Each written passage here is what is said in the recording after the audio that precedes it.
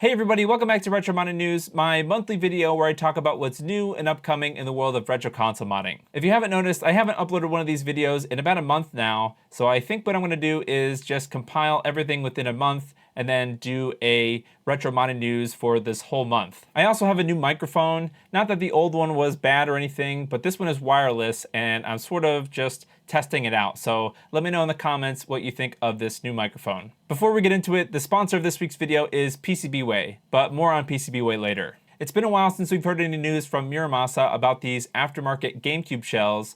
He posted the other day this sort of picture of, it looks like a 3D printed prototype of those shells. Now this by itself is not really anything special other than you can see that it's pretty complete, right? So it has the faceplate, the top and bottom pieces, and all of the little bits that go on the bottom of the GameCube. All those are included here. But the kind of special thing in this picture here is the inclusion of the Game Boy player. So I'm not sure if that means that a Game Boy player shell is going to be included with the original cost of the GameCube, or maybe that's going to be an external add-on. But it is awesome to see that because up until now there haven't been any replacement shells for the Game Boy player, and this would be extra bonus special because it will match the color of the GameCube shell. So I thought that was awesome, and I cannot wait for these GameCube shells to be released. Krikkz has finally released the EDFX, which is the external RGB adapter for the PC Engine and TurboGrafx. This will kind of go hand in hand with the Turbo EverDrive Pro that was recently released. So this will allow you to have stereo output from a PC Engine or TurboGrafx to give you the stereo output from the Turbo EverDrive Pro. Let's just go on their website to see if there's any details that I missed. So it looks like it will support CD stereo audio output from the EverDrive Pro, RGB and composite video output, audio filtering and levels that match the IFU audio, and it's compatible with Genesis 2 style AV cables. And it's important to know that this can be used without the Turbo EverDrive Pro. So if you want to get RGB output from an EverDrive, but you don't necessarily need the flash cart advantages of the EverDrive Pro, then you can just use this and get RGB output from a PC Engine or TurboGrafx. Alongside this release, we have a couple of people that are working on 3D printed shells for this EDFX because according to this picture here, the EDFX just comes with these plexiglass sort of top here and not even a bottom. Pointer Function is working on a shell for the EDFX that seems to match the shape of the PC Engine in the back there. So here's just a couple of pictures of it. So it kind of matches the width of a PC Engine. And from this picture, it looks like it kind of wraps around the sides here further too, which is interesting. And here is the picture of the actual EDFX inside, and it looks pretty tiny. And there is the exposed Genesis 2 style output, so you can use it with HD Retrovision component video cables. But Humble Bazooka is also working on one of these cases too, so you can kind of pick which one you like between the Pointer Function one or the Humble Bazooka one if you want to give your EDFX a little bit more protection. I'm not going to get into a ton of details about Voltar's SNES 2-chip RGB thing that he's been working on.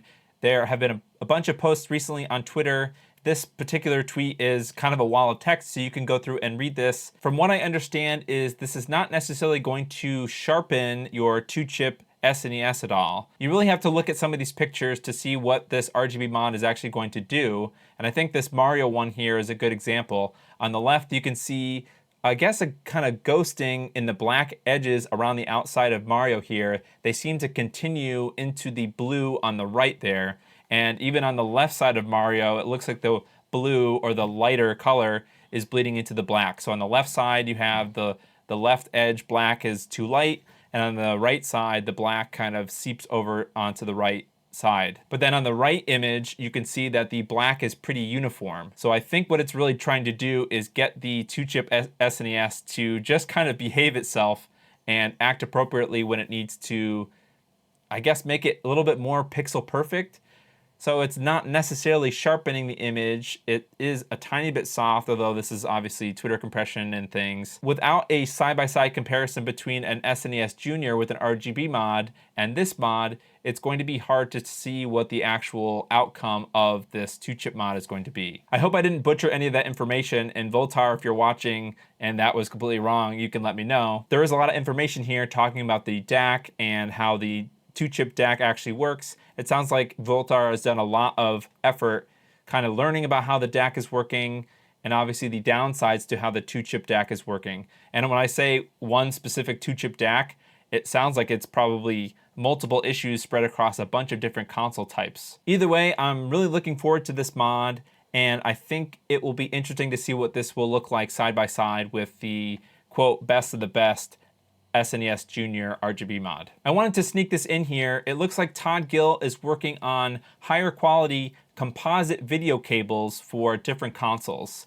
So here you can see this is a TurboGrafx / PC Engine version of a cable. If you look at this first picture, it looks like a pretty well shielded cable on the end there, but the actual part that plugs into the console, the shell currently is 3D printed. So the connector itself looks like it's a metal connector, obviously, but maybe there was some custom work done to hide soldering these shielded composite video cables into this housing here. The end sort of goal is to have high quality composite video cables, and I think that's a really worthy investment, especially for people that really love composite video. There actually are a lot of people on there, at least from what Twitter has me believe, a lot of people do enjoy composite. I think, one, obviously, if you don't want to do any sort of RGB mods, having the highest quality composite video out there that you can have is really handy. Even if you do want to scale it with something, maybe an older scaler or something, so you don't have to use the internal scaler on your TV, you can have a lag-free scaler like the RetroTank, one of the older RetroTanks, like a 2X or something. Having these high-quality composite cables is really going to complement those setups. I don't know if there's any word on what other consoles he's going to be making these cables for, but I can imagine stuff like the Super Nintendo / N64, maybe even, I don't know, Wii. Basically anything that has an HD Retrovision component cable version could probably use a really high quality composite cable version as well. And I could see even like S-Video, lines of S-Video cables for all those consoles, because there's some consoles that don't have RGB output but have really good S-Video output. Like I think the PC Engine is a good example of that. Having very high quality versions of that you know is high quality versus gambling on some no-name cable on Amazon or eBay or something. I think this will be really helpful for a lot of people that really like composite video. I debated about whether or not I should actually talk about this, but Analogue has opened pre-orders for a new console, the Analogue Duo. The Analogue Duo is similar to their other FPGA consoles, the Super NT and the Mega SG. So the Analogue Duo is the PC Engine version. The interesting thing about the Analogue Duo is that it has a disk drive. So if you want to play disk-based PC Engine games, you will be able to play that with this console. Now there's a little bit of controversy around this console, and as you can see, it's still available for pre-order, and it's been about at least a week or so since this has been available for pre-order. I guess typically analog consoles sell out right away, and you can't pre-order them right after they get released, but in this case, you can still pre-order them a week or so after they're released. The controversy comes from, they mentioned that this will not be compatible with Open FPGA, I believe what it's called, from the Analogue Pocket, which is an open source framework that allows you to use open source FPGA cores on the Pocket that other FPGA developers have created. So that effectively lets you use your Pocket with a bunch of different consoles. The Analogue Duo, for the time being, seems to be locked down to the PC Engine or the TurboGrafx 16 right now. And you might be thinking, well, duh, but the other consoles, the NT and the Mega SG, or the whatever the heck that's called, those have been jailbroken, which allows you to use other console cores on them as well. If you bought the Mega SG, I believe you can play a bunch of different, like the NES, maybe the Super Nintendo. So while that console is supposed to be a Sega Genesis FPGA console, you can play other consoles using ROMs from an SD card. So right now it's uncertain whether or not you're going to be able to do that. You're going to be able to jailbreak these things and add other cores. I think that's really what people are kind of, I don't know if upset is, but it's tentative because they mentioned that specifically you would not be able to use Open FPGA, which is not what these other consoles use. So the Mega SG and the Super NT do not use OpenFPGA for their jailbreaks.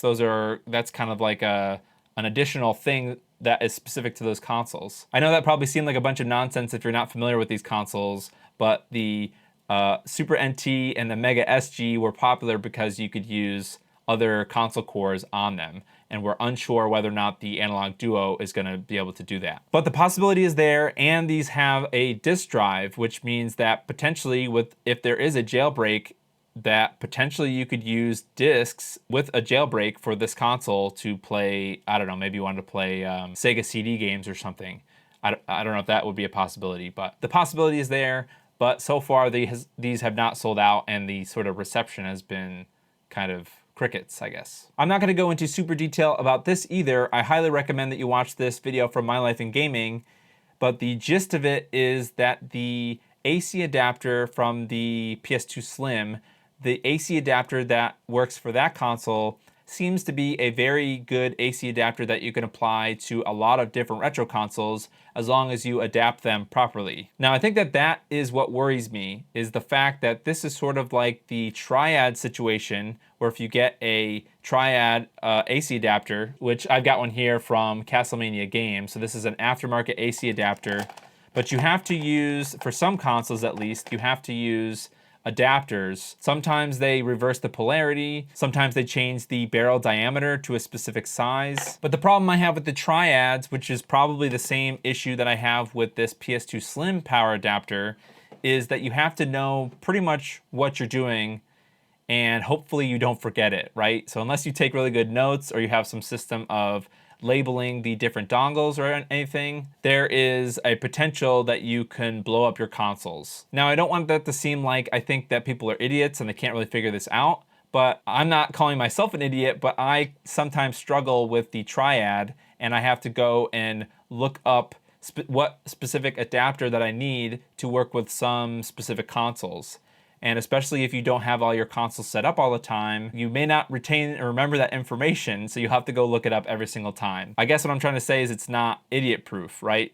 Some consoles it works right away without needing an adapter, but for the consoles that it does need an adapter for, that's where I'm a little kind of iffy about using the PS2 Slim adapter. Anyways, I probably butchered all the details for that. Go check out this video from My Life in Gaming about using the PS2 Slim AC adapter in a wide variety of different retro consoles. Actually, related to that, Kaitor is working on a little adapter PCB that should allow you to plug in the PS2 Slim power adapter through one of these barrel jacks, and then it does that switching and barrel diameter adapting for you. So you wouldn't need to buy a bunch of adapters. Well, you might have to get extensions for the ends of these things, but you won't have to worry about reversing polarity and maybe finding some really rare extension cables or adapter cables.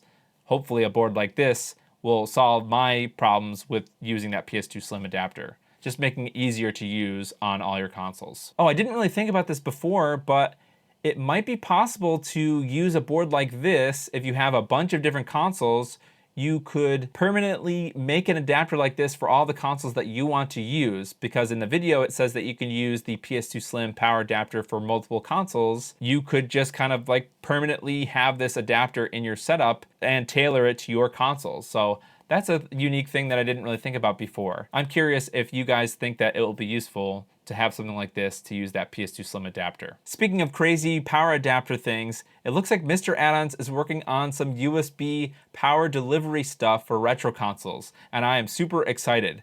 I've been talking about this for a little bit. I know that I've talked about this on the Twitter Spaces a while ago. I think that this is the future of idiot-proof retro console power adapters. Hopefully they're cheap, right? Hopefully they're not like 30 bucks a piece. Although, you know, for peace of mind that you won't have to fiddle around with an adapter and find the exact right thing for your console, you can just take this out and use it. I hope this solves the problem that I was talking about before of making these power adapter things kind of idiot-proof. So one, obviously, the quality of the power output has to be really good. So that's the benefit of something like the Triad or the PS2 Slim power adapter, is the quality of the output is good, and that's the reason that people go after those things. So this USB PD thing has to have good quality power output. But if it has that and it has ease of use, I guess, then I think that this would be like the ultimate power adapter thing going forward into the future. Now it looks like there's going to be a big list of consoles that these are going to work with. Unfortunately, MisterAddons didn't add the entire list of what each of these different barrel diameters is going to be useful for. And I'm not going to read them off the list here, but I can just see a couple. There's a GameCube, which is a custom connector, Wii and Wii U, which I think are also custom connectors too. So somewhere in this top 4 here is probably all the rest of the retro console stuff that things like the Triad and those custom connectors for the PS2 Slim adapter are useful for. We have another BlueRetro adapter from 8-Bit Mods and RetroTime, and this one is for the GameCube. I know we had that 4-port internal BlueRetro mod from LaserBear, but these are going to be external BlueRetro adapters for the GameCube. BlueRetro, if you don't know, is an open source framework that allows you to use Bluetooth controllers with a bunch of older retro consoles, assuming that you have a BlueRetro adapter for that console. I have the RetroTime BlueRetro adapter for the N64. I haven't really had time to use it yet, but the good thing about the N64 adapter compared to some of the other, especially other wireless controllers that just have big chonky adapters for whatever reason, the RetroTime BlueRetro adapter is pretty small, and this GameCube one is even smaller. So if you've been interested in a GameCube BlueRetro adapter, but you didn't want to shell out the money for the 4-port internal one from LaserBear, I think that this is a really good option, and it's coming from some quality names being 8-Bit Mods and RetroTime. The only downside to GameCube BlueRetro is that there still is not a good quality GameCube Bluetooth controller. Somebody needs to fix that. I want it to look just like a GameCube controller. I don't want to use the Switch Pro controller. I want to use an OEM-looking GameCube controller that has Bluetooth. Please, somebody. Nintendo, do it. I switched back to using the other microphone. Hopefully the quality in the beginning was not terrible. Kind of was previewing it and I wasn't really digging it, so we'll have to see with that. Felix has opened pre-orders on 2 new ODEs. So the first one is for the PCFX, which is an NEC console. I don't really know a lot about it, but we'll go into the product page in a second and take a look. But the second one is the FODE. The FODE is a Universal ODE, which will work on a bunch of different consoles. So let's dive into the product pages and take a look. Okay, so the first ODE is the PCFX ODE. So let's take a look. So it supports SD cards, obviously. It has improved loading times. I don't know if that means improved over a stock PCFX, I guess. And it supports a bunch of different image formats, so Q, bin, I don't know what sub is, or CCD, with support for wave audio, I guess. It has a pretty simple image selection boot menu, and it has an option to retain the original drive. I guess that's an extra cost. Oh, look at that. It makes it a little bit cheaper. Okay, so if you don't want to keep your disk drive, it's $299. But if you want to keep your original disk drive, then it's $315. I didn't realize that in the beginning. Pre-orders are open for that if you're interested. But let's take a look at the FODE Universal ODE. It supports SD cards, obviously, and it supports a bunch of different image formats. So, and I think this might be console specific, but ISO, CCD, QBin, IMG, and GDI, which is the Dreamcast format. But let's take a look at the consoles that it supports. So it supports the Philips CDI, which I don't think has had an ODE yet. The thing with the Philips CDI is that you have to, there's an optional, or not optional, but an additional solder, something that you have to solder onto your CDI in order to get it to work with the CDI. But it will also work with the Sega Dreamcast, and a bunch of different variants, so the VA0, VA1, and VA2 Dreamcast. It supports the Sega Saturn, both 20 and 21 pin versions. It supports the PlayStation 1, a couple of different motherboard variations, so there's the PU7, PU8, 2 variants of that, I guess, and the PU18, which I think is the version that works with like the X Station and other things. But it also works with the Sega CD Model 1 and the Model 2, the XI, and the CDX Sega Genesis consoles. So I don't think there have been ODEs for the CDX or the XI yet either, or the Sega CD. I know that there are some flash carts that work with the Mega Drive, like the Mega EverDrive Pro, I think, does have CD support, even though it doesn't, it's not an ODE, but it lets you load CD-based ROMs or images onto just a normal Sega Genesis. But this one will actually be an ODE for the CD add-on itself. So if you wanted to have an ODE for your Tower of Power, I think that allows you to use the 32x CD games, which I don't think there are very many, but this will enable that. But the other cool thing about the Fold is the addition of other consoles via a firmware update in the future. So there's kind of some teasers here that it will support the Mystery Mechanism console, whatever that's going to be, Mystery Feline console, which might be the Jaguar, the Atari Jaguar, I'm not really sure, and the Mystery Friend console, whatever that is going to be. I think that is the coolest part about the Fold, is that it might have additional consoles that will work with it in the future. And it seems like when you order this, it will have all the breakout connectors for every console that the Fold supports, which could be part of the reason why it's $250, you know, versus some of the other ways that you can, I guess, get games loaded onto your console, like I said, the Mega EverDrive flash cart is like $10 more expensive than this, but it's not a universal adapter. With that being said, though, I don't necessarily know if I get the universal nature of it. I kind of get that somehow in the back end of this Fold is, you know, some kind of a framework that allows it to be compatible with a bunch of different consoles. But are people really swapping these out when they want to use it in a different console? And I'm not sure if that means it could have been cheaper if this was just console specific ODEs, even if that meant you had to buy one for each console. So both of those ODEs are available for pre-order, but I wanted to kind of highlight this Twitter post at the end. Felix says, these are included in a limited beta, very early access. I don't know if that means that they don't necessarily work 100% compatibility wise yet, or if that's just kind of a thing that they slapped on there, you know, like don't blame me if you ruin your console type thing or something. I don't know if we should be hesitant because of that or not, but I guess I'll leave that up to you. Speaking of universal optical drive emulators, Rama has posted this picture of his mStation prototype, which I believe is that Universal ODE that we saw, I must have been probably almost a year ago now, of this ODE installed in a PlayStation 1, the small PlayStation 1, which was not compatible with the X-Station, but was compatible with this ODE, this generic ODE that Rama has been working on. So it looks like it's going to be called the mStation, although that could just be a code name and it might have a better name, a different name moving forward.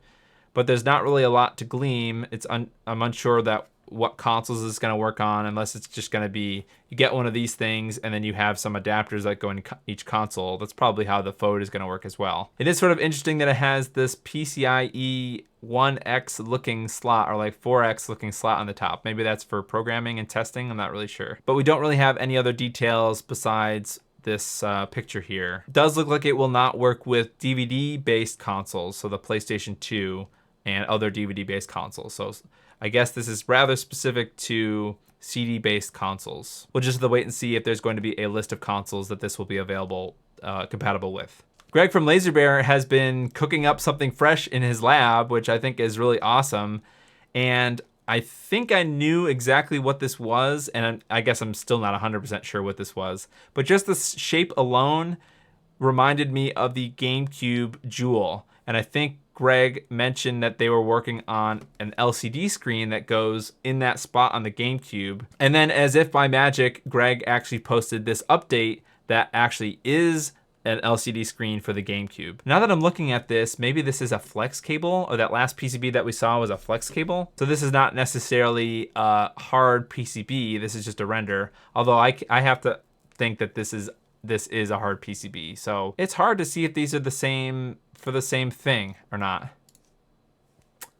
I'm not really sure. I'm super excited for this, and it's totally extra, but I think it's a really cool way to customize a GameCube with this LCD screen. But what I would really like to see is this working with Game ID, so that every time you loaded a different game, it would maybe display the logo of the game that you're playing on the LCD screen. At least that's what I would use it for. While we're on the topic of LaserBear, it looks like there's going to be a new revision of that internal GameCube BlueRetro adapter. This is version 2 of that adapter. They've moved to a 4-layer process, which that's just a different type of PCB where you can have more layers in a PCB, maybe making the routing and layout of your PCB a little bit different and better. But according to LaserBear, this should still be compatible with the older version, or any firmware updates made for this version 2 will be backwards compatible with the other one. Hopefully he actually sticks to that. I'm not like giving him an ultimatum or anything, but as the owner of a V1, I would hate to have the V2 come out and eventually get better and more features than the one that I paid money for already. Although that happens all the time, so I can't really be super upset. And it's, you know, it's good for the community as a whole to get better and new features, but I would just be bummed out if I couldn't get a new firmware update because of this move to a new process. We have an interesting series of tweets from Martin Refseth, aka HDR. This is definitely not a DS flash cart, or R4, which is I guess is like the nickname for DS and 3DS flash carts. I don't really know what's up here saying that this is not actually real. I mean, obviously this first picture here is a render. It looks like a render anyways. However, this quickly went from this is kind of not real and fake to real hardware. And what's interesting here is this is an RP2040 processor on this flash cart for whatever system this is going to be for. It looks like it's going to be a DS flash cart using the RP2040 processor from Raspberry Pi. I'm not going to talk about every post from Martin Refseth, but I thought this was interesting. Dustin from Make Megahertz comment saying this is actually real. And Martin said that the hardware is real, but the firmware doesn't exist yet. My brain is like exploding right now. Like, how could you develop a flash cart and like hope it gets made? I'm not really sure.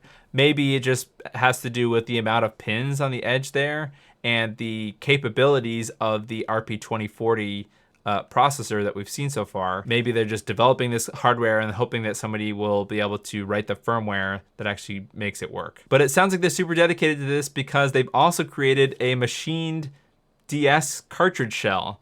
So what better thing to fit inside of a DS cartridge shell than a brand spanking new awesome flash cart for the DS. So this is really kind of puzzling, but also really awesome. And I hope this project actually takes off and is working. This almost didn't make it into the video. It actually was announced the day that I was recording this video. And that is this 8BitDo N64 controller PCB. So 8BitDo has a bunch of different wireless controllers, but they also have these DIY PCBs where you can sort of retrofit an old console controller so that it will be wireless, and usually they're Bluetooth wireless, which is good for using with BlueRetro. So this PCB is for the N64, and it works with an OEM or original N64 controller, and that makes the N64 controller Bluetooth, which is good for the RetroTime N64 BlueRetro adapter. There's a couple of things that are interesting. It includes an aftermarket thumbstick. So N64 is sort of notorious for having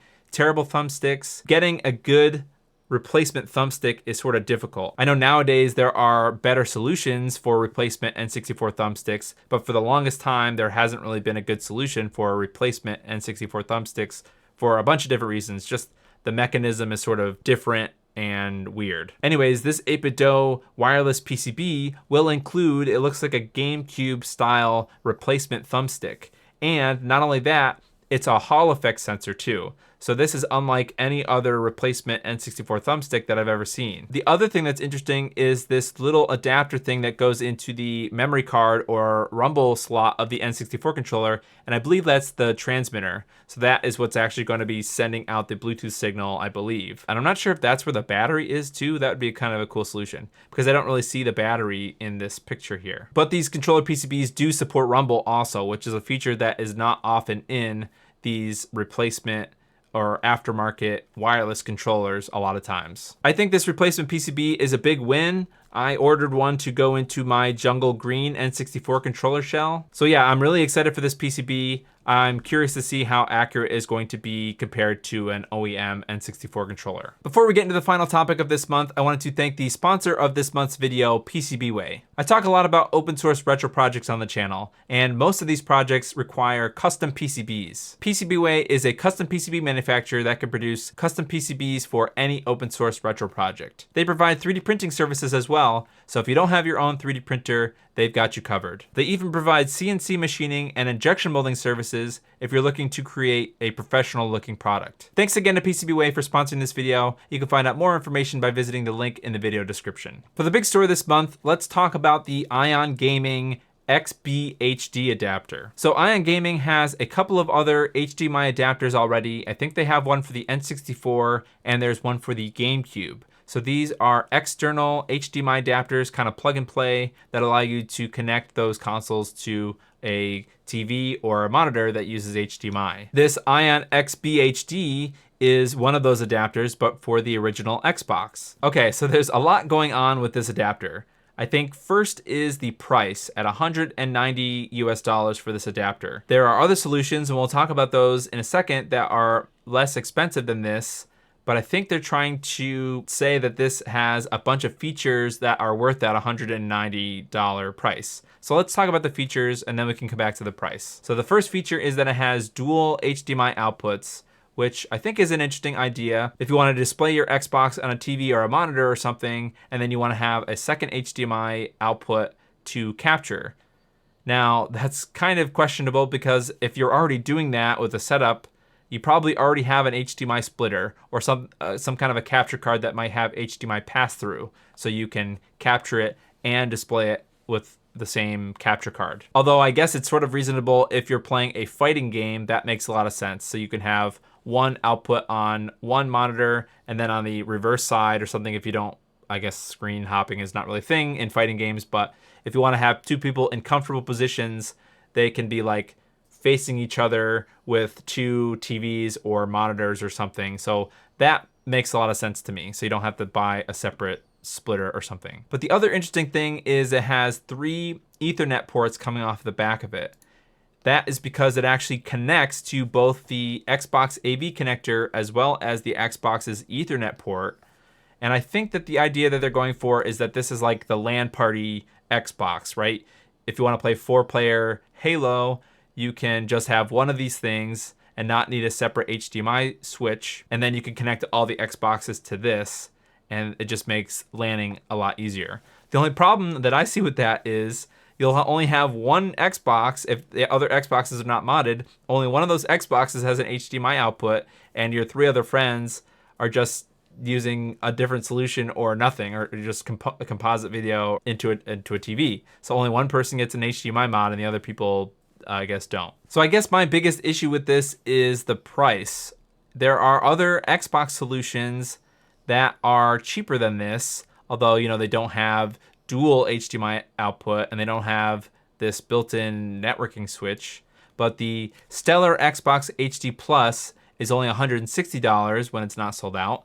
And that includes the Stellar Mod chip, which does a lot more than just HDMI output, right? So you have the potential for some additional upscaling for Xbox games and a bunch of other functionality. The only downside to the Stellar Xbox HD Plus is you have to either do the mod work yourself, so you have to solder it in yourself, or pay additional money to have a modder install it for you. If you know how to install mods, then it ends up being cheaper, but if you don't, then you're gonna end up spending more money installing the Stellar Xbox HD Plus. But if that's too much money, then there are things like the, what is this called? Xbox to HDMI. So Electron Shepherd has this external adapter too that will just go from the Xbox AV port to an HDMI port. And I guarantee you that this is not $190. Let's see what the actual price is. $32.